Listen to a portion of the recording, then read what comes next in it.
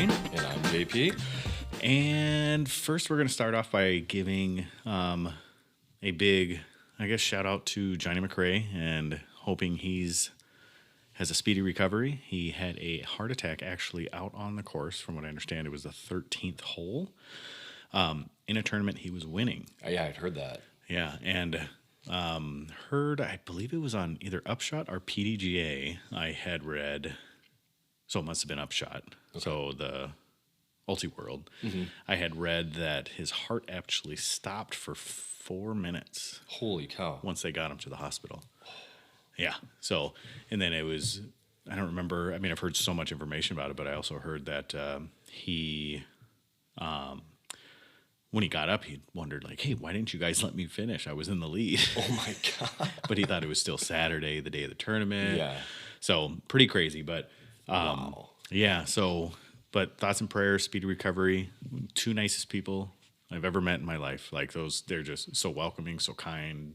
They were happy, always smiling, always joking, so cordial to just play with some random dude that asks them to play, out in Vegas. So, speedy recovery to him. But, you hear anything else about it? Well, I know that EV7 put out some fundraising discs. Yes. And they sold out. Mm-hmm. And that's awesome. And Trilogy also put out some discs to help cover, some of the cost of his medical bills and everything. So right. That's what's really cool about the disc golf community, more so than the other sports, are just the way people gather to a cause. Right. I think, part of it with, you hear other sports, other athletes, in bigger leagues, is they have the contracts, they have the money. So like maybe, not that people don't care, but as a small sport in a small community and, people don't make as much, we're there to help and pick up the slack. Yeah, exactly. It's such a giving sport. It's such a sport that it's still small, and I know I complain about the buddy-buddiness of the sport at times, but that's also the beauty of the sport. I've seen even retail shops put up discs, do fundraisers, 100% proceeds. I think Infinite did something, or OTB. Someone did it. Yeah. So it's just great to see that stuff. So speedy recovery, and prayers and thoughts are with you. Absolutely. So also want to give a big thanks to Bobby, because we are a Disc Golf Answer Man Network podcast. And just give a big thanks for him being on the podcast. It was fun. It was enjoyable. He helped us learn how to use this pod tracker thing that we got and put a iPhone to it. Super easy, super fun, but a lot of good information. So the last episode we did last week was our interview with Bobby. So go check that one out. And then we'll get to the fun stuff. What did you buy this week? What did I buy this week? So I was just checking it out on Infinite, but I bought a couple of the Drew Era Finish Line eras, his new first disc from his line of discs. So I bought 3. If you don't know much about them, I think they're a fairway or like a control driver. They're 10. The numbers are 10, 5, -1, 2. So like if you throw, that sounds like a great disc. The best thing I can compare it to would be like a Discmania CD. Not a CD2, but a CD, I think. Isn't that also ORC numbers? It could be, yeah. So, a slower destroyer almost. Not as much fade, but I think people with slower to medium arm speeds will definitely get something good out of it. Good distance and control accuracy out of the disc if, that's up their alley. Yeah, and it is an ORC. Okay. So an ORC is a 10-speed, neg 1. So, I think the glide on an ORC is 4. I'm sorry, of course it freezes up. Yeah, so it's not quite as glidey, but I used to love the ORC back in the day. Okay. I just stopped throwing. Don't know why. Just did. Because I think I felt like I needed to throw 14-speed to be cool. So that's what I did. So I'm excited when you get them. I'm excited to see. Well, actually, are they going to be throwers? Yeah, so I will probably test them out because I don't have anything like it's probably better for my arm speed than throwing a DD3. Yeah. I can probably get more out of it, even though I really like my my Proto DD3s because they're pretty, or not Proto, Echo DD3s because they're pretty flippy. These will come in like a lower weight. They're probably around 172 or so, 172 to 175. So yeah, I'm excited to try them out, and I'm pretty sure they will make a slot in my bag. Great. And they are Innova molded, or That no one knows? I'm not sure. I mean, I would think that since they're coming through Infinite, that they're being sold on Infinite right now, pre-ordered, that they would be, but it'll be interesting to see who it's actually molded by, because I haven't heard anything. No, that really about hasn't them. gotten out. Right. So that's, I mean, but that's the assumption, because that is who molds in an Infinite's disc. Right. So, but that's awesome. So there's 500 of each color, 5 colors. So 2,500 of these pre-releases or the pre-orders, they're being made. That's it. That was it from what I And saw, there yeah. are still a few available, is what it Yeah, seems like. so there's at least 100 left, I think, on a couple colors. Blue was the lowest. There was only 11 left, and there's 33 left, I think, of pinks. But there's still quite a few available. Okay, cool. Yeah. So maybe after this, jump on over there. Yeah. Would you get anything? I have not personally bought anything, and on the shop update at the end, I just bought a bunch of stuff for the shop. Yeah. So when I say a bunch, I mean it's actually not very much, but a bunch of different molds just to fill some slots that we didn't have or we ran out of the disc. So just making sure we're keeping up on all the molds there. But we did have Winterfest this weekend up here in Fish Creek. Yeah. So Winterfest, for those of you that don't know, it's an excuse to play stump fiddles, drink beer, eat chili, and play random games like toilet ring toss. Used to be a bike toss. There's still a bike toss. There's ice bowling. Yep. There is a football toss. There's ice golf. Yes, I remember that as well. It's been years since I've been there, but I remember all of this. And then what else is there? There's some football accuracy throws. Okay. And they're all done by booster clubs, nonprofits. And the new addition this year was disc golf on the ice. So it is held right on the bay of Lake Michigan. Like literally on the ice. Yeah. Yep. Literally on Lake Michigan. That's awesome. So we're actually out in the Fish Creek between Chambers Island and Fish Creek, and it froze in. That ice is really, really stable because it's locked in by land. You know, I mean, for the most part, there's some open area, but it's pretty darn locked in. So I was born in California, raised in Florida.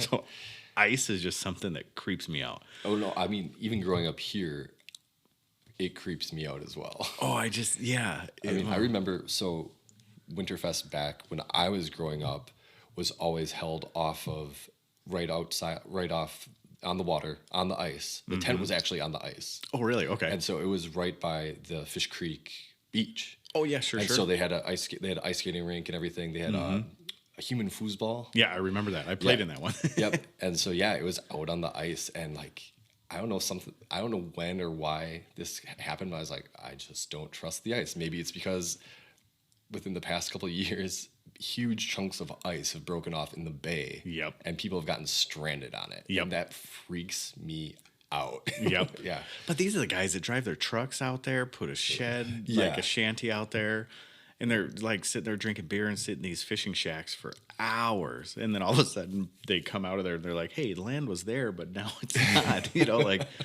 man. But yeah, it's kind of nutty to me. It was really fun to play. So we had yak tracks. Yeah. They're things, they're kind of crampons you put on your shoes, but they're made just to walk. And so just, I got a pair for doing the mail. yeah, they're fantastic. But I was out there and you could get some decent grip, but if you didn't have those things on, you were just basically all arm, and even that was sketchy because of the slipperiness of the ice. But really fun. We had a lot of exposure to new folks that have never played disc golf before. A lot of kids also, got some good sales from it as well. But really what we were most excited about was the exposure, just exposing new people to the sport. And when people stand there, like, older folks or kids or, parents, young parents or anything, just watching, like, what is this game? And then they see people throwing Frisbees, they're like, this is awesome. So we just had a lot of random folks that were just jumping on it. And we saw the exposure translate into the shop because our shop is only about a block away from where it is. And we just sent them over to our shop, and we had, a couple folks that would go in there and be like, oh, I just want to get these for my grandkids, or I want to get these for, whatever it would be. So it was really awesome to have that exposure. So next year we plan on going a bit bigger, possibly putting a tournament out on the ice, as long as the ice is good enough, an actual X tier or an ice bowl out there. Yeah. And actually sanction it and have some fun That'd be cool. with it. And I don't know if there's another tournament that you play on a frozen lake. Yeah, I don't know. I can't, not that I could think of. Yeah. So maybe 2023 Winter Festival up here in Fish Creek, we'll be playing on some ice. So if you want to come down or up or across or whatever it is, come on down. But it was really fun. I was really glad we did it. And the stump fiddle stuff, if you've never heard of that, go look it up. But what stump fiddles are, I think there's a couple other names regionally. Yeah, but that's what I was thinking too. I was like, I know stump fiddle, but I also know there's a couple other things, but not off the top of my head. Right. I think of them. Yeah, so they basically, it's like, I don't know, what do they use, like coffee cans and Bells sticks and bells, and they basically attach them to a stick, and they do polka. Yep. Like they just do standard polka music with it. And then some are good, some are fantastic, some of the stuff they could do with them. But yeah, I was just blown away with the crowd that was there just for the stump fiddles. I think they used to have a contest with it. Oh, right. Yeah. I think they did this time too, Okay. because I heard them like, oh, this person and this person. You hear this crowd going nuts, and I'm just like, hundreds and hundreds of people there in this, probably 20 by 50 tent. It's not huge, but the amount of people that cram into that tent because just it's cold amazing. outside is ridiculous. Yeah, you can't even get into it. So, but had a lot of fun. So the whole club was out there, the shop was out there. We just had a lot of fun with disc golf and listened to stump fiddles and people, enjoying some beverage and chili and I don't know what else, burgers and brats and all the Wisconsin stuff, except for the fish fry. We didn't have a fish boil, right? Okay. So, but yeah, so that was awesome. So we'll get into talking about the All-Star Weekend, which starts in 2 days. Yeah. Actually, the draft says tomorrow. Oh, the draft is tomorrow. Okay. Yeah, there's a draft on. I don't know if it's gonna be on YouTube. I think it is. I think there's media day today. The draft is tomorrow night, and then Friday is the skills competitions. Saturday morning doubles, and then afternoon on Sunday is the singles event. Okay. Yeah, so That's awesome. So Yeah. then that'll be. Here's me being critical. I'm excited about seeing disc golf. Yep. I'm excited about seeing the best players -2. Ricky and Paul have decided not to join. I'm excited to see them. But why are we calling it an elite series? Yeah, that's what I don't get either. We had this discussion before. Yeah. The funny thing is, minus Ricky and Paul, I guess you could consider the top players elite, right? Yep. But the idea of the elite series is that everybody gets to compete at this event. Once you make it, only select few, then it's an exhibition. Is what Right. it really is. Right. And to call it an all-star event, the top 8 players from each division were just based on Pro Tour standings. Pro Tour standings were picked. Then the next 4 from each division were voted in. Yeah. Any other all-star event is majority of them that I know of are fan driven. Fans vote for who's going to. Now, here's the thing about the numbers are those players are going to get in anyway. Yeah. Right. You have Paul, Ricky, Paige, Kat. Like those people are going to get in, and they're going to get votes anyway. So voting the last 4 in is great, but wouldn't you as a player want to be voted in by the fans, knowing that that's what the people that matter? Well, not that. Yeah, I guess your fans are voting you in. That's And it's the people that are going to, in essence, in the future, because I'm assuming what this is, like you said, exhibition. That's the word. Yeah. That's what it is. To call it an elite series is misleading. But if you're looking at the future, this is a fantastic event. And the people that are going to pay the bill for this, which are the fans, because that's what they're doing. They're going to start selling tickets. And if they already are, but I think they're going to start selling big tickets. Why not get the biggest names there? Because, I think if there's a couple people that fall outside of that, and our favorite person to talk about on this podcast is Brody Smith. Yeah. Guarantee you he'd be in that lineup. Or just as fan votes. So what the the NBA does, what the NHL does, all these other events that maybe they don't have all-star players playing in the events. Like there are some, but they're not going all out for this event. What they do is they bring in other talent who compete in like these the skills competitions or like dunk contest or Right. it's not necessarily people playing in the game on Sunday. It's other talent that you bring in to draw people in. Get exposure. Yes, Yeah. exactly. And I mean, obviously Brody's going to attract fans. You're going to get more fans, more views. Right. And then the other thing that we had said earlier too is my whole thing is with with disc golf, it's different than other sports because the top players are, for the most part, unless there's an injury or a player skips a tournament, everybody's competing. The top players are competing every week in and out. When you watch an NBA game or an NFL, you see maybe 5 to 6 stars And that's a loaded team. Right, exactly. And so, and then you're stuck in a seat. You're only allowed to see so many people at whatever venue you're at. When you go to a disc golf pro tour event or a Silver Series event, you can walk the whole course and see pretty much whoever you want. You could see everybody, all top 50 players, however many players are there, and they're competing against each other every week where you have to wait to see your team play, whatever team to see that star, or, you can, that's how it goes. But it doesn't, like the idea of an all-star event to me is just kind of weird because you get to see that all the time. Maybe not, post-produced or live, but if you go to the actual event, you're going to see the top talent. Yeah. I guess I'm not as critical on the event as you are, but I am, to call it an elite series is I guess where I have my issue with it. Because it's team-based, it's skills-based, and then there is an individual event there. Right. So I guess the individual portion of it is the elite portion of it that they're talking about, but how do you call an elite event when not everybody's there competing? Yeah. You've completely downsized the field and given advantage to those 16 players. Right. The one thing I do like is that the format of the doubles round and the singles round, that's something different, where you're playing as a team. I think they got rid of the best and worst shot. And so it's strictly stroke play. Right. But even that, gaining strokes based on doubles play, and then you're going to play a singles round the next day, and that decides it. That's bizarre to me. Right.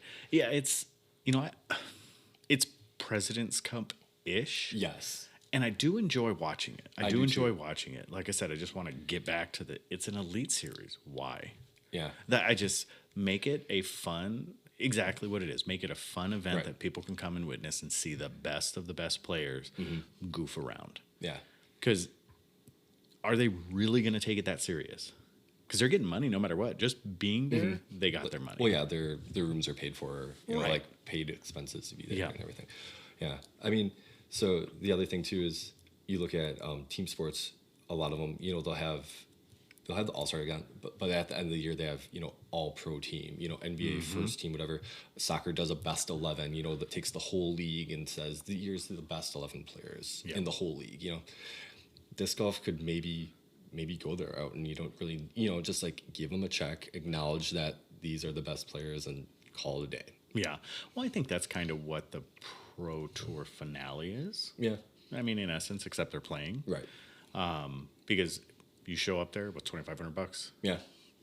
So I think it kind of is that way, but yeah, you're right. I mean, I guess there's a lot, but the problem is right now they don't have there's an established governing body, but there's this power struggle right now that's going on. And whether you want to admit it or not, the Pro Tour and the PDGA are the two that are struggling for power. Yes, they're working together right now. But as soon as the Pro Tour gets enough traction, enough money, and enough backing, they're going to become the premier series. Right. And then the PDGA will just be the sanctioning governing body. Yep, exactly. So, which I don't think it's a bad thing. No. I don't think it's a bad thing at all. Some people are talking too about having a women's only tour. You know, separate events for women, separate events for men. You know, Yep, your mic fell. Oh shoot! Guess we got to plug that in a little. Yeah, I saw my audio levels dipped a little. I could not notice, but yeah, I mean that might be the way to go too. I mean, you won't get as many fans like congregating in one area, but to have two tours, you know, it'd be kind of exciting. Yeah, heck, I'd like it. I mean, but you even see that. You see that with all kinds of sports. I mean, tours pop up, leagues pop up, and then go back down, or they hang around, or they, you know. Yeah. So it's that struggle for the power, and I think the PDGA is willing to relinquish that at the present moment because they're allowing this transition to happen. Yes. I'm super happy, you know, because I think they can be the organization that rules over it, or the governing body, and then let someone else run the tournaments. Yeah. Let someone else do those things, and I think that'll be great. And then that'll bring a little more competition in, which will make that level go a little better because there will be another league or another tour that will come in and start doing these things. Because let's not forget the World Tour. That still exists. That's still out there. And it's only a matter of time before UC sparks that back up. Yeah. I mean, so, but as far as the Pro Tour go, I'm excited. I'll watch it. I'm super happy about it. Let's not kid ourselves. It's not an elite. It's an elite because they say it's an elite, but it's not an elite event. Yeah. But they're getting elite money. They are getting elite money, which is awesome. Yeah. Which is awesome. So, I mean, that's what we always talk about is the elite or the money into the sport. And this is another avenue that money can come into the sport. So, I mean, it's all good, but we got to complain about it. That's what we're here for. So, all right. So course design. What do you think of this course that they're playing on? Oh, this course. Yeah. I think the course is pretty open. I haven't, I saw the map from what I looked like. It looked like it's just another golf course, kind of open, it's an all-star event. Like, it could be a little more challenging. I think the course is just over 8,600 feet. Safari layout around, Yeah. I mean, I haven't seen anybody, like practicing it or anything. So I don't really know I saw too much. a few. Okay. Like I know I saw Ezra. I can't remember the other individual that I saw. Beautiful and immaculate. The Conquistador, El Conquistador. It's in Tucson. Yeah. It's on a golf course. There are trees. Beautiful green fairways. You get off it. It's dry, arid desert. Well, that's what. Yeah. So like the course map, the overhead map that I had seen that DGPT put out. There you see the fairways. You see them maybe throwing from one tee pad over some sand or something onto the green, like a green, or over the fairways. But I honestly, like, once I see it, I don't know how challenging it will really be. Yeah. The holes don't seem like they're that long or challenging. It doesn't seem to be that hard or long of a course, and I think hopefully by design it's open enough that they can get the cameras, they can get the good angles, and it also gives them the ability for the exciting moments to happen. Yes. The aces, right. And that definitely plays into it. Like lower scores, people are like, oh yeah, like we shot, minus like 14 or, something like ridiculous that's achievable on a course like this. Yeah. And I think that's neat. I mean, I like the low scores. I don't have any issues with low score, high score. I just like the excitement. I like the highlight reels. I like the Sports Center top 10s. Yeah. That's what I hope they're trying to go for there. Sure. Is what I'm assuming that's the whole ploy. These beautiful, like, kind of picturesque settings. Right. And then some dude hits an ace from, could be 250 feet away. Yeah, it doesn't matter. An ace, right? But it's still an ace, and it'll probably still make Sports Center. Yeah. So, I think that's pretty neat. So let's talk about course design. Now that we've talked about the Pro Tour and the All-Star, let's talk about course design. So over the years that I have been playing disc golf, it has been park golf for the majority of the time. Nobody ever talked about course design. Nobody ever talked about courses. Yeah. You had better courses or worse courses, but there wasn't the right course or the wrong course. Probably 5 years ago, maybe 6 years ago, I started hearing we need to go to golf courses. That's where the future's at. That's where we need to go because we can get media. There's usually good cell coverage. There's usually all this stuff. And then Fast forward a couple years, now I'm hearing that golf courses are the worst thing that could ever happen to disc golf. And why would we even attempt to go on them? We need to have our own courses. And now I am, you're hearing also the other side where now we need to start messing with greens. No, greens need to be this. The cages need to be this. You go on and on. Mm-hmm. There's always something. But there's always this evolution of we need to do this. Nope, now it's not good enough. We need to switch it back. Or we need to make our courses, which are wooded park style courses, harder. Where's your stance on all that?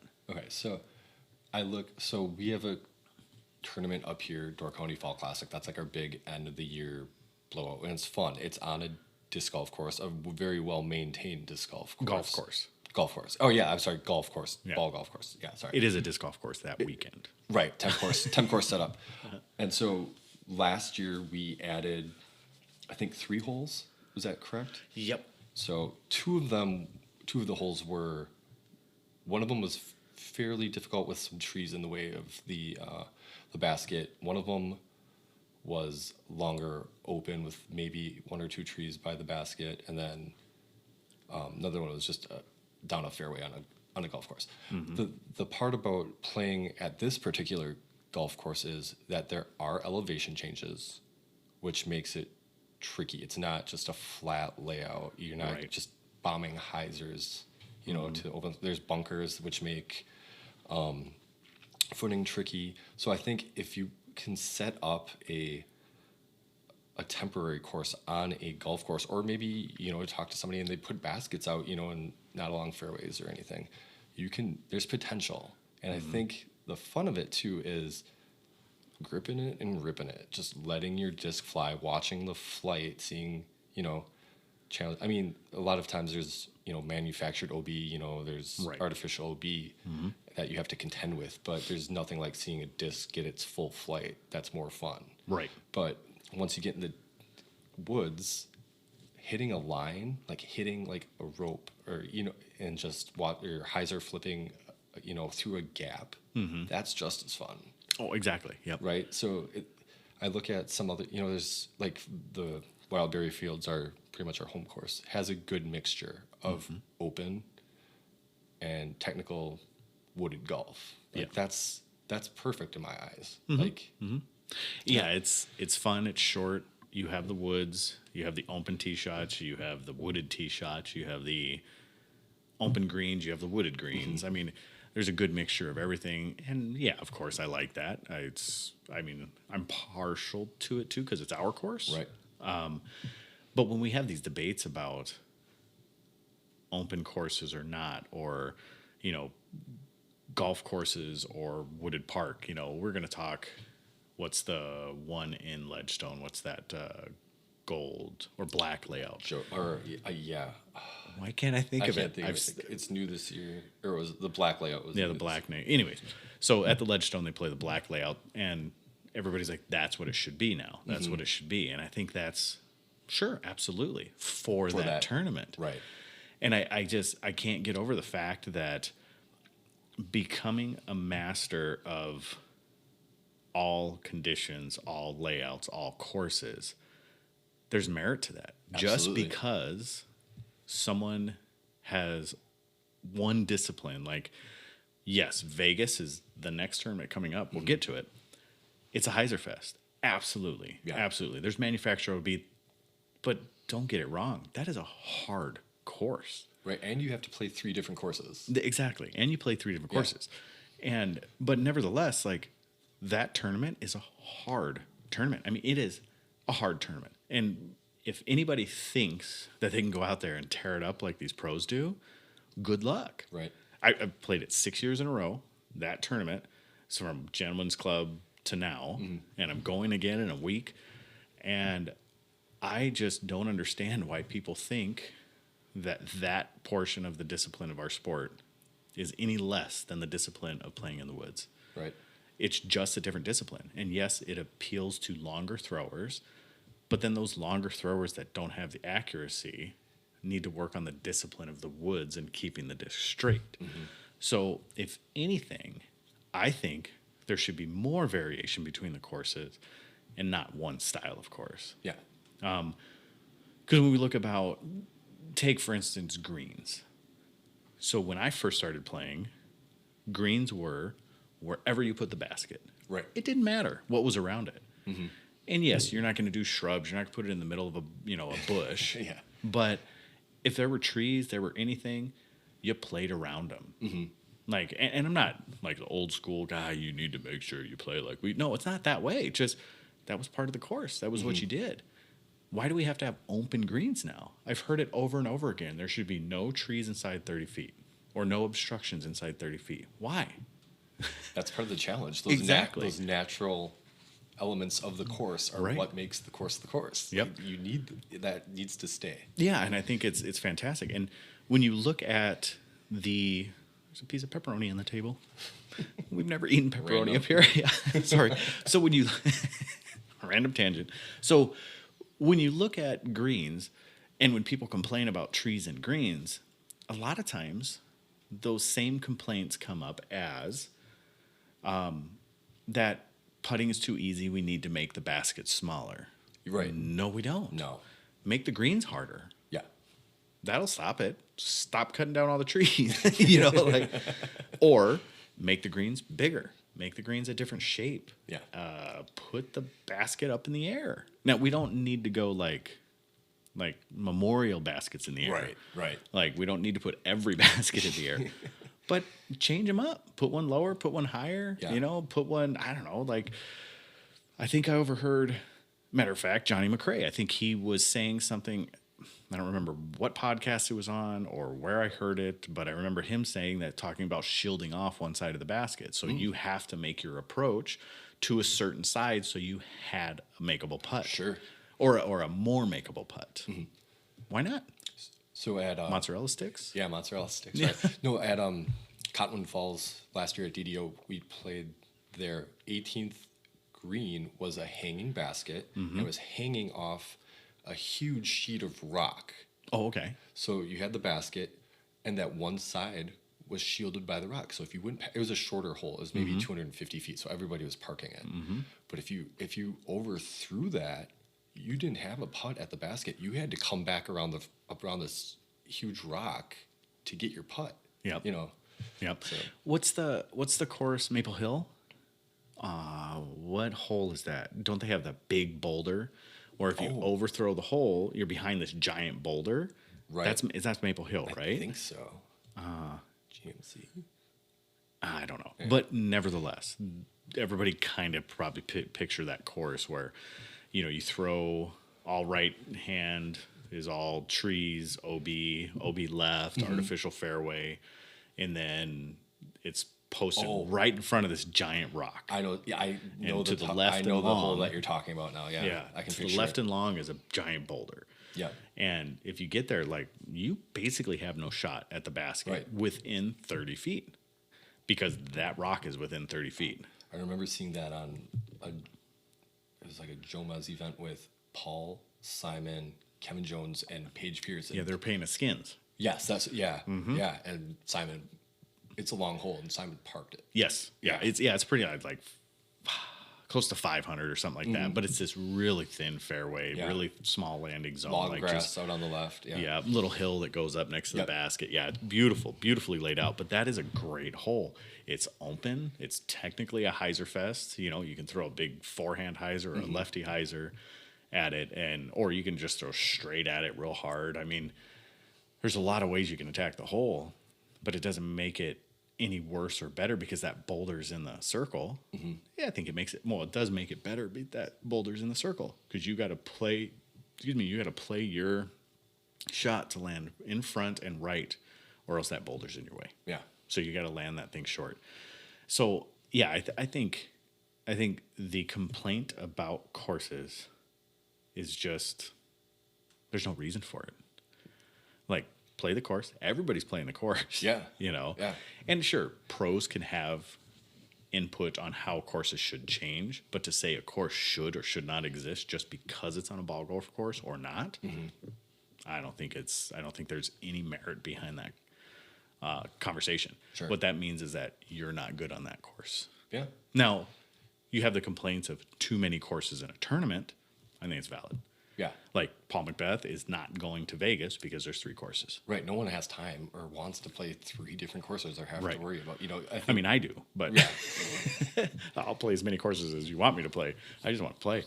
But yeah, for pros, they want to take their, especially becoming more serious about the sport and showing their skills. They want the time to learn the course. Just like a race car driver does not want to race 4 different tracks. They want to race one track because they need to know exactly where the apex. I mean, go on and on. They want to know that course better than anybody else. Right. And that's their advantage. And it's the same thing with golf, disc golf, Yep. whatever it may be. So, if you don't like open courses or you don't like wooden courses, you just need to step up your game. Yeah. Right. So, I mean, you just work harder. Right. Be better. yeah, be better and refine your game. If you don't like the big skips you get on, golf courses or the Heiser Fest that it is, then, that's fine. That's personal preference, but that is part of the discipline. Yeah. And So what do you think? Okay, so you had talked about the mozzarella sticks, the big pillars and things. I know a lot of people. USDGC. Right. And then, I Yep. mean, I don't mind them, especially if it's somewhere that can't necessarily grow foliage. Like that's what they're there for. If like trees can't be planted or Yep. anything, like you have to make something artificial for obstacles. Right. And same thing, the gate, like the big wooden, it's the like the triple mando. Yeah. Yep. Right. Yep. Like that. That's doesn't- also USDGC. Yes. Yep. Yeah. Yeah, and I like that course because that is fairly open, fairly easy until you put the USDGC setup on it. Right. Then it's hard Yeah.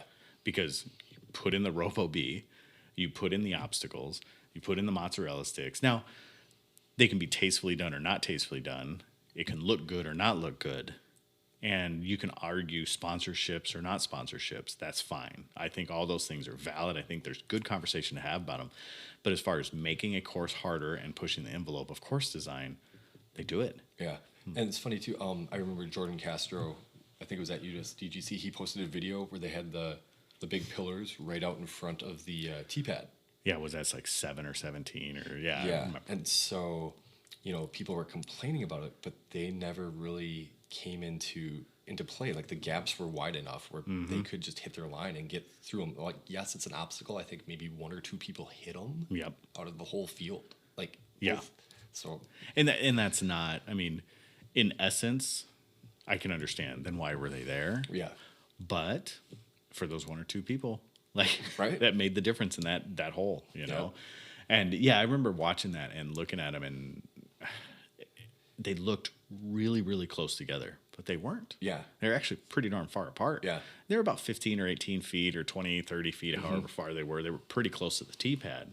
So, with gaps that large, that close to the T-pad, if you hit them, I mean, it's an errant shot or you're just not good. Right. I mean, because I'd probably hit them, guaranteed. I probably would too. It's like one of those things where you think about not hitting it, then all of a sudden, doink. You just, Exactly. Yeah, well, that's why you aim for it. Right. Because that's me. Because, like, aiming for a basket, I'll never hit it.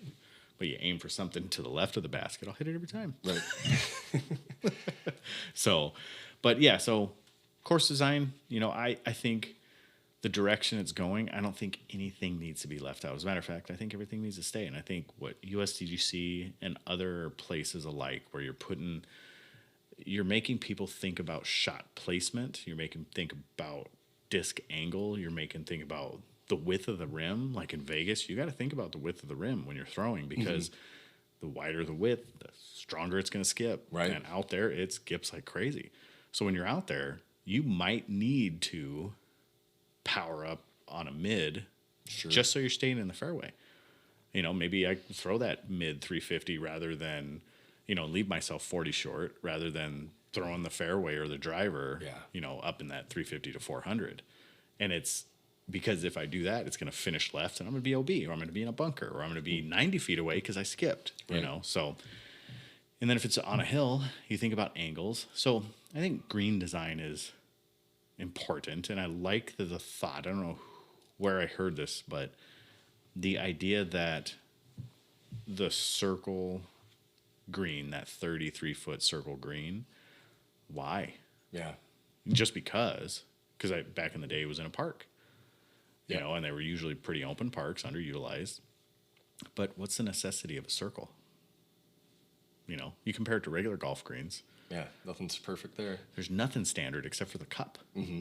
That's the same thing as basket. Sure, the basket will be standardized. But outside of that, who cares? Like, leave it up to the discretion of the tournament director or the tour or whoever it is. If you want to make a 90-foot circle, make a 90-foot circle. If you want to make a rectangle around it, make a rectangle around it. Like, who cares? So, anyways, I'm on a high horse here, so. But, all right. So let's talk about Vegas. Yeah. I'm going to Vegas. Lucky. Yes. So I leave on the 17th, and I'm going to get out there a little early, and I do have to gripe. Isn't Jordan leaving early? Yeah. He told me he wasn't going to leave early. So I booked my ticket to match his, and then he ended up leaving a week earlier than I did. So I'm a little bitter about that, but that's okay. I'll get over it. Yeah. So, yeah, we go out there. I'll be out there for I'll be at 10 days. I'll be out there.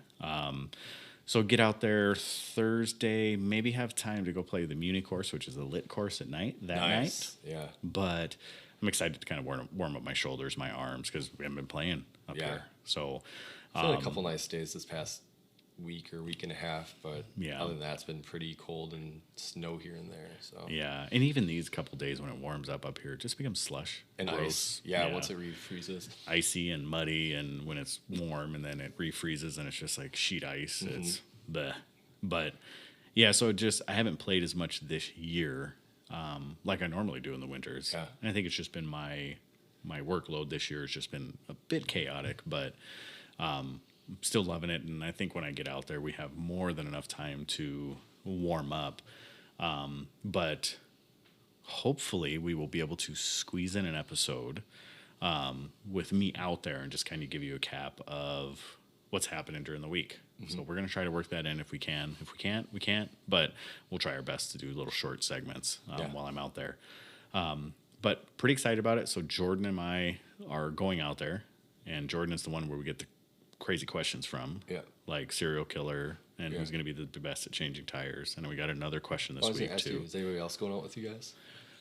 So Vinny Polidori, him and his pops reached out to us and we just didn't have enough room because this year for some reason abnormally the family all decided they wanted to come out at that same time. Okay. So all the beds filled up pretty quickly. Yeah. So my nephew and then my wife's cousin, and then we have a couple that's going out. First time he's ever been to Vegas. Oh, he's a local player around here. He's coming out with us. So him and his wife will be out there with us. So we'll give them the master, and then Jordan and I will be whatever rooms we're in or couch we're on, and then we'll have the other 3 folks that are coming as well. So yeah, the house filled up pretty quick. So unfortunately, Vinny didn't get to stay, but hopefully next year we can kind of block off that 10 or 12 days and it'll just be disc golf because that's what we had planned, and we'd kind of invited a lot of people between Jordan and I, and usually nobody takes us up on it. But this year, for some reason, everybody decided to take us up on it, and family decided they wanted to go out there. So next year we're going to put like a block, one of those blackout dates, but if we can. Yeah. Do you have a favorite Vegas course? Oh, Vegas is so fun. They're all different courses, but I think it's called Mountain's Edge. It's probably one of my favorites out there. Well, favorites as far as like a park style Muni course. What about tournament course? Oh, tournament course. Was Adidas. I think it's Factory Store. Okay. I enjoy Factory Store. I think it's the longest course out there. But the way, the first 4 holes are on the main side of the course, and then you cross the road and go over onto the other side of the property, and they're just fun, creative, pretty much let your arm fly off of every tee pad, except for maybe 1 or 2. They're fairly short, but my favorite part of that course is when you come around the bend. After you're across the street, you kind of go all the way to the edge of the property and turn back around, and it is The hole when you turn around and the next hole where you throw over the pond. Okay. And it kind of hugs that pond the whole way, and then you throw back over the pond for the next hole. So those two, and I don't know the hole numbers. I think it's like 10 and 11 on Factory Store. Yeah. It is. I just love those two holes because they're. The first hole, I think 10 is like 425 or 430, and I always throw very well out there. And I don't think I've missed a birdie 2 on those. I don't think I've ever missed it in the 6 years I've played. Yeah. Sorry, knock on wood. Knock on wood, yeah. No, last year or the year before, one of the years it was really, really windy when we played it. And I did miss it because I put my defender in the drink. Oh. I threw it pretty hard on hyzer. It flipped up and just held and hit the tulies and fell in. Maybe that was like 3 years ago. But, and then the next hole, they've changed it now. It's longer, and you used to be able to just kind of lay up at the front side of a green that protects it, and you throw up onto the hill. And this year they pushed it back like another 90 feet. Ooh. It used to be a par 4. It still is a par 4, but it's also 90 feet further. Yeah. And I don't have the arm. Well, I have the arm with a good skip to clear the green, but 90% of the time I'm going to end up right in the middle of that green is my peak power. Okay. So I have to lay up to the front side of the green and then play. And now instead of this, 220, 230 foot upshot, now it's like a 330, 340 foot upshot, which pushes me into fairway driver mid-range area, depending on what the angle is. So I'm excited about playing that one. Is it infinite course that it's kind of uphill but you're playing up the three boxes. The island hopping. The island hopping, yeah. Germ took like a 7 or an 8. Mm-hmm. Was that 2 years ago? Yeah. It's very easy to do that. It's very approachable. You can park it easily. Right. It's a pretty short hole. It's about 325. Yeah.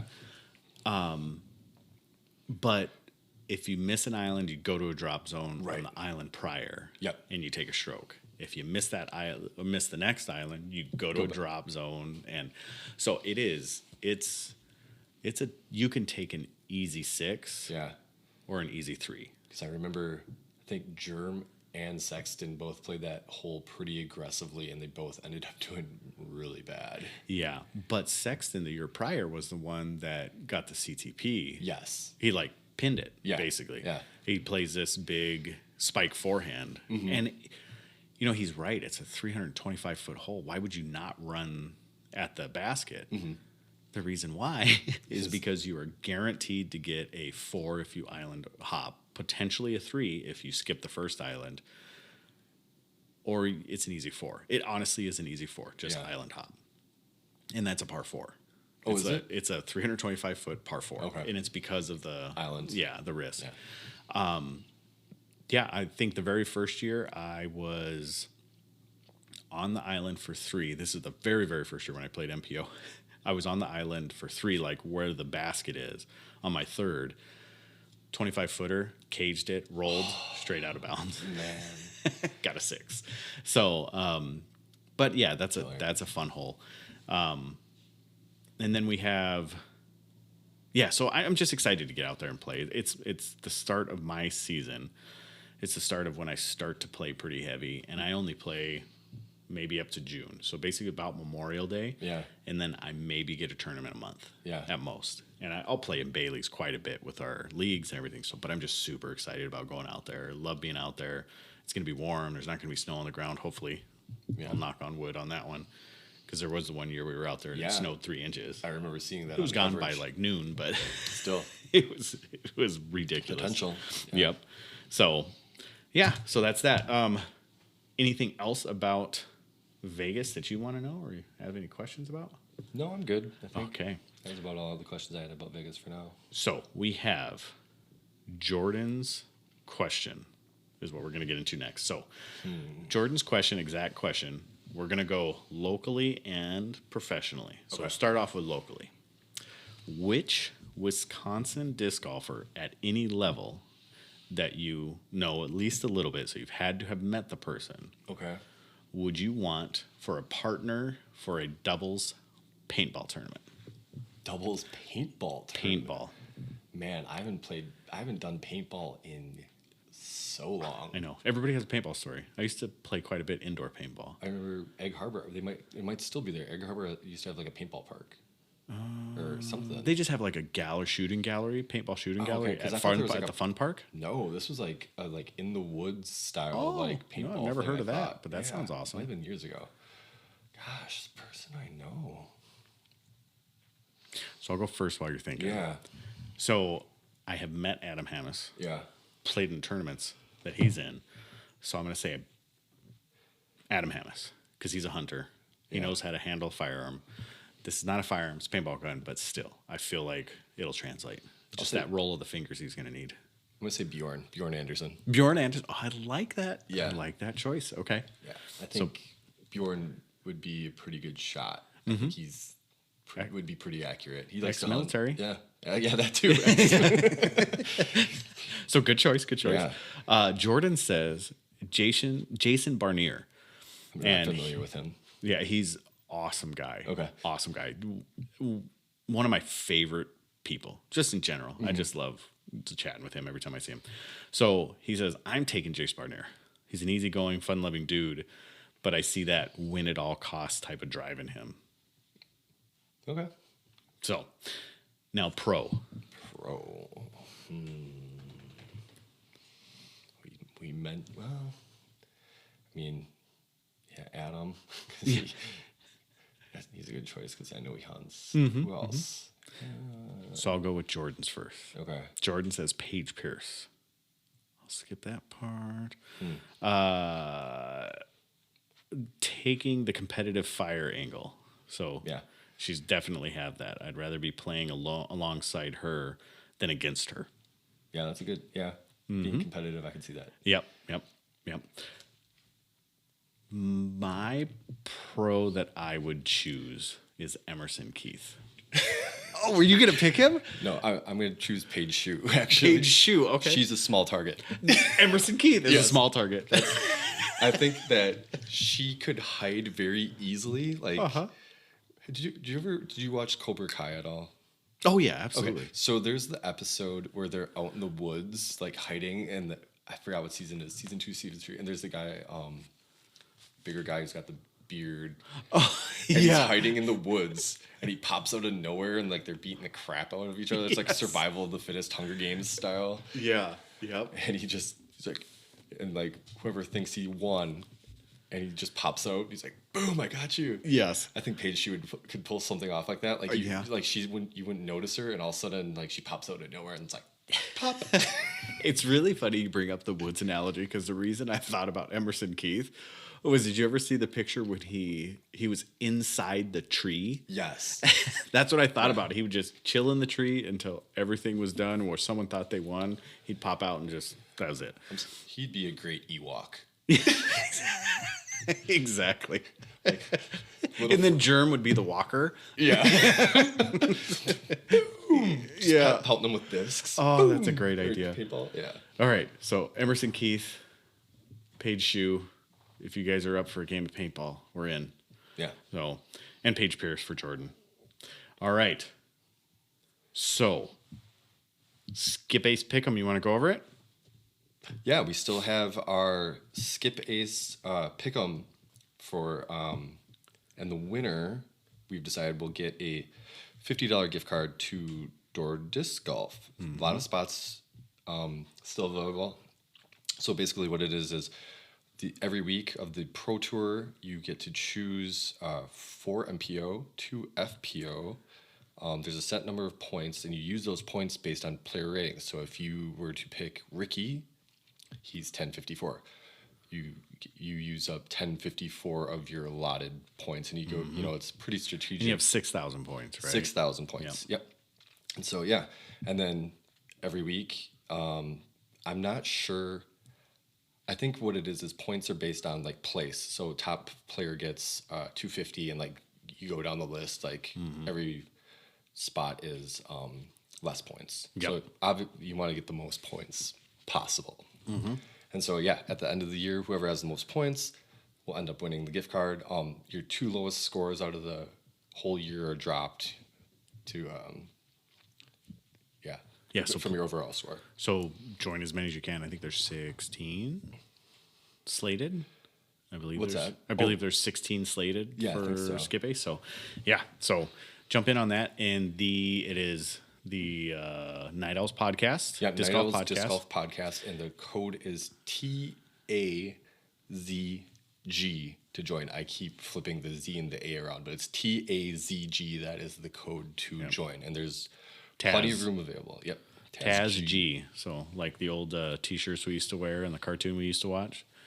TAZG. So in the shop update. So we've had to add another rack because we have so many discs. No, yeah, I'm I heard excited. that was going to happen. Yeah, it's if you could look out the window, it's actually in the back of my truck. Oh, nice. I was going to take it out, but then I remembered it was my daughter's birthday today. So I wanted to get back by the time she was here at school.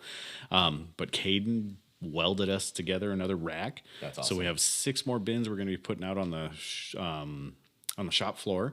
And we have coming in a decent order from DD, or the trilogies. And then we had the Iron Samurais in shop. Cannot start selling them till the 16th. Yep. And so they are in shop, though. Beautiful discs. Pretty excited about those. We have Captain's Raptors. We have about 6.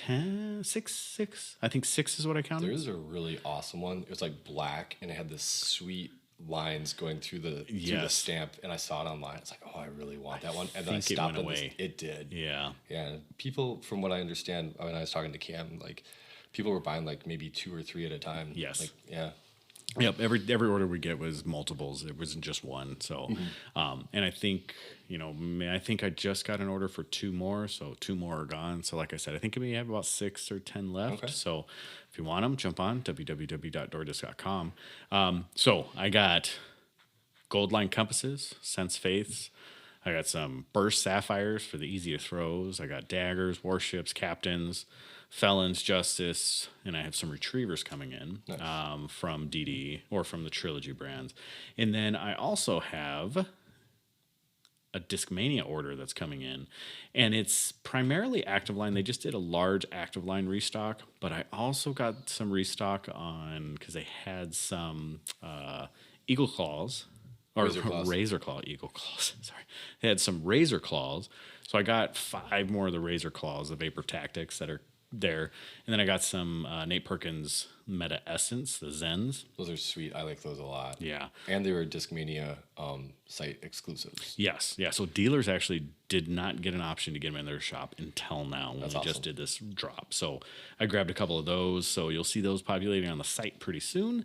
And then I have Astronauts, Mentors, Geniuses, Rock Stars. All those fun things coming in. So we're going to restock on all of our active lines.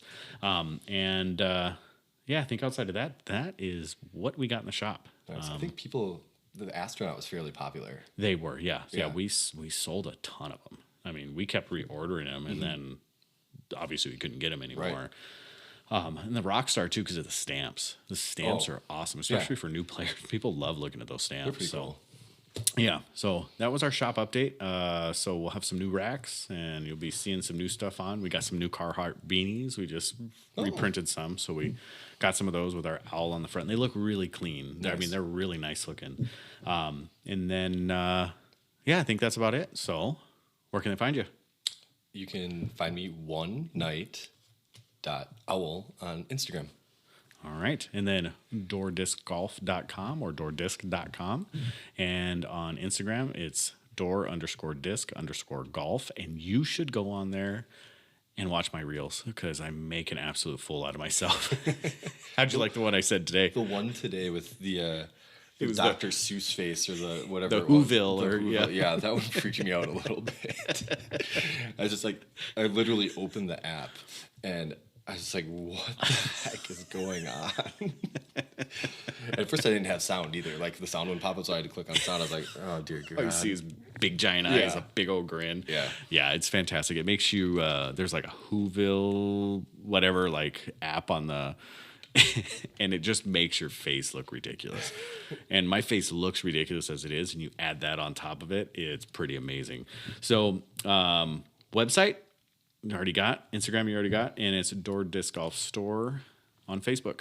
Nice. So I think outside of that, there's not much else.